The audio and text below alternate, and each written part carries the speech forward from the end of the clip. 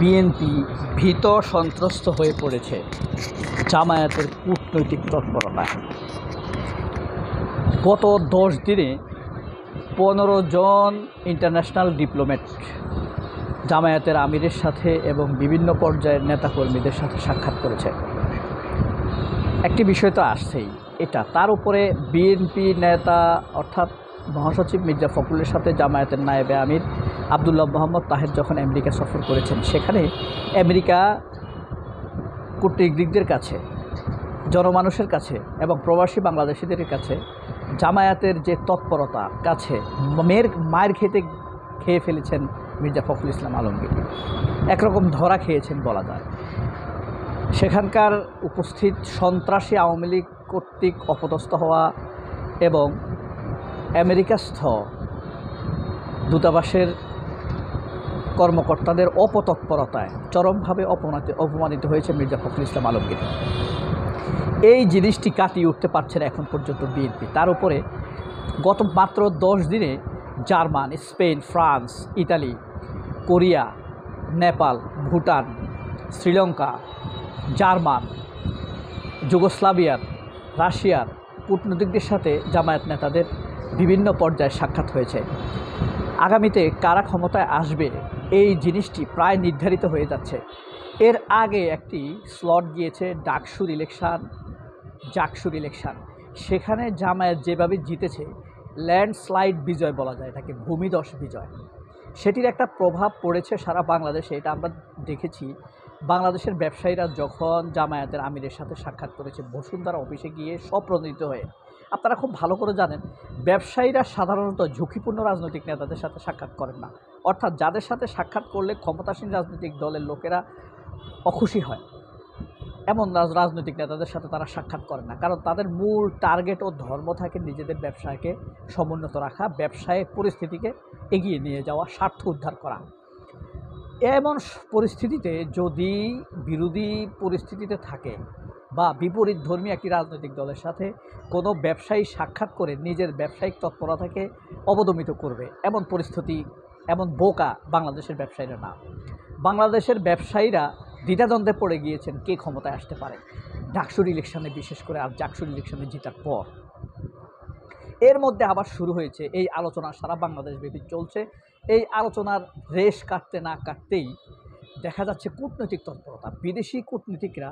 বিদেশি মিশনের কূটনীতিক প্রতিনিধি যারা, তারা বিএনপির সাথে সাক্ষাৎ না করে উপর্যুপরি জামায়াত নেতাদের সাথে সাক্ষাৎ করছেন।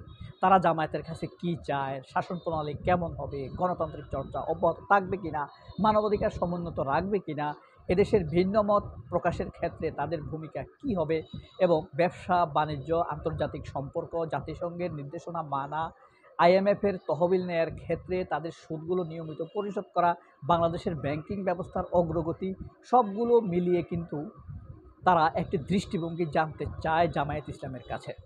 জামায়াত ইসলাম কি ইসলামিক বাধা ধরার নিয়মের ক্ষেত্রে অন্যান্য অর্থনীতিকে কি ক্লোজ করে দিবে কিনা, তাদের সামনে ব্লক তৈরি করবে কিনা, এই বিষয়গুলো নিয়ে তারা পরিষ্কার হতে চায়।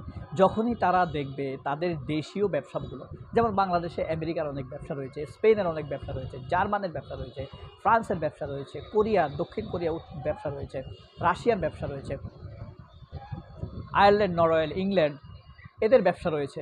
তারা সবাই দেখা করছে তারা বিদ্যমান পরিস্থিতিতে বাংলাদেশের যে মানবাধিকার কর্মকাণ্ডগুলো চালিয়ে যাচ্ছে সেগুলো কি স্বার্থ রক্ষা হবে কিনা, সেই দৃষ্টিভঙ্গিগুলো জামায়াতের কাছে তারা জানতে চায়। আরও আগ্রহী হয়ে জামায়াতের কাছে এই বিষয়গুলো জানতে চাওয়ার একটি প্রধানতম কারণ হলো, অতীতে জামায়াতে ক্ষমতার অংশীদার হলেও ক্ষমতায় সরাসরিভাবে এককভাবে কন্ট্রোল করেনি। সেক্ষেত্রে জামায়াত এখন ক্ষমতায় যদি এসেই যায় তাহলে সেটা করবে কিনা। তার উপরে জামায়াতের নায়েবে আমির আবদুল্লাহ মোহাম্মদ তাহের আমেরিকা যে আত্মবিশ্বাসী বক্তব্য দিয়েছেন তা বিএনপির চেয়ারকে নেড়ে চেড়ে দিয়েছে। বিএনপি উলটপালট হয়ে গেছে, তাদের চিন্তা চেতনার মধ্যে নতুন ধারা তৈরি হয়েছে, কি হতে যাচ্ছে, কি হচ্ছে, কি ঘটছে। কারণ বিএনপি খুব আশা করে বসে আছে তারাই ক্ষমতায় আসবে, কূটনীতিকরা দেখা করলে তো তাদের সাথেই দেখা করবে। এখন তাদের সাথে দেখা না করে কেন জামায়াতের সাথে করছে, এটা কিন্তু খুব মেনশনেবল একটি বিষয়। We should follow this matter, why the foreign diplomat again and again meet to Jamaat Islami leader. Because of Jamaat Islami may be dependable political party to for their interest. এখন কার কি ইন্টারেস্ট এটা তো নিজ নিজ দৃষ্টিভঙ্গির বিষয়। তার উপরে আছে সমন্বিতভাবে ইউরোপীয় ইউনিয়নের কূটনীতিকরাও জামায়াতের সাথে দেখা করছে, একবার না কয়েকবার। অস্ট্রেলিয়ার কূটনীতিক, নিউজিল্যান্ডের কূটনীতিক পর্যন্ত জামায়াতের আমিরের সাথে দেখা করেছেন। জামায়াত আমির সুস্থ হয়ে রাজনীতিতে ফেরার পর থেকে এই জিনিসটি খুব স্ট্রংলি বাংলাদেশের রাজনীতিতে আলোচিত হচ্ছে। তার উপরে যেটা সবচাইতে বিএনপির জন্য বিপদের বিষয়, সেটি হলো মার্কিন প্রেসিডেন্ট ডোনাল্ড ট্রাম্প যখন ডক্টর ইউনূসকে জিজ্ঞেস করেছে how kind of Jamaat Islami Bangladesh as a political party, তখন ডক্টর ইউনূস বলেছে Jamaat Islami is not like a Taliban, Jamaat Islami is not like a TTP, Jamaat Islami is not like a Iranian revolutionary guard, Jamaat Islami is a formal democratic political party. এখানে তার প্রমাণ হলো কি, জামায়াতের ভিতরে কিন্তু গণতন্ত্রের চর্চা আছে। তাদের প্রত্যক্ষ ভোটের মাধ্যমে তাদের আমির নির্বাচিত হয়। এই জিনিসটি খুবই লক্ষণীয় এবং বিভিন্ন জেলায় যে জেলা আমিরগুলো বা জেলা সভাপতি নির্বাচিত হয় সেগুলো কিন্তু প্রত্যক্ষ ভোটের মাধ্যমে, অর্থাৎ রোকনদের তাদের দলীয় সদস্যদের ভোটের মাধ্যমে নির্বাচিত হয়। এই জিনিসটিতে ইউরোপীয় ইউনিয়ন, আমেরিকা, এমনকি ডোনাল্ড ট্রাম্পকে এই জিনিসটি ডক্টর ইউনূস ব্রিফ করেছেন। এই ব্রিফেই বিএনপি কূটনৈতিকভাবে অনেকটা পিছিয়ে গিয়েছে। এবার আসতে পারে ভোটের হিসাব। কূটনীতিতে না হলে জামাত এগিয়ে গেল, ঢাকা ডাকসুর ইলেকশনে না হয় জামাত এগিয়ে গেল, বিভিন্ন ফোরামের আলোচনা সিরাজ সিম্পোজিয়ামগুলোতে না হয় এগিয়ে গেল, কিন্তু ভোটের রাজনীতিতে কী হবে? আপনারা অনেকেই বলতে পারেন জামায়াত হয়তো কখনো 3টি আসন পেয়েছে, কখনো 18টি আসন পেয়েছে, কখনো 17টি পেয়েছে, কখনো 10টি পেয়েছে, কিন্তু সেই দিন এখন শেষ। কারণ বাংলাদেশে যে 1,18,00,000 ভুয়া ভোট ছিল, মৃত ভোট ছিল, সেই ভোটগুলো সবসময় আওয়ামী লীগ পেত। এটা পার্সেন্টেজের মধ্যে একটা বিরাট কাউন্ট হিসাবে বিবেচিত হতো। সেই দিন গত হয়ে এখন নতুন দিনের সামনে বাংলাদেশে যে 4 কোটি ভোট রয়েছে, 4 কোটি, এই 4 কোটি ভোট জীবনে ভোট দেয় নাই, অর্থাৎ তাদের নতুন মতামত প্রতিফলিত হবে। তারা একইভাবে আওয়ামী লীগ বিএনপির শাসন দেখেছে, ধারণা রাখে আওয়ামী লীগ বিএনপির শাসনের ব্যাপারে, আবার নতুনত্বের ব্যাপারেও তারা যথেষ্ট আগ্রহী। সেই আগ্রহের প্রতিফলন দেখাতে গিয়েই বিদেশি শক্তিগুলো, দাতা সংস্থা, এমনকি মার্কিন যুক্তরাষ্ট্র দৃঢ়ভাবে বিশ্বাস করে নতুন ভোট জামায়াতের দিকে যাবে। সেক্ষেত্রে বিএনপির ভোটে বিশাল একটা ধস নেমে গেছে। বিএনপির কথাবার্তার সাথে কিন্তু ভারপ্রাপ্ত আওয়ামী লীগ বা শ্যাডো আওয়ামী লীগের ইঙ্গিত পাওয়া যায়।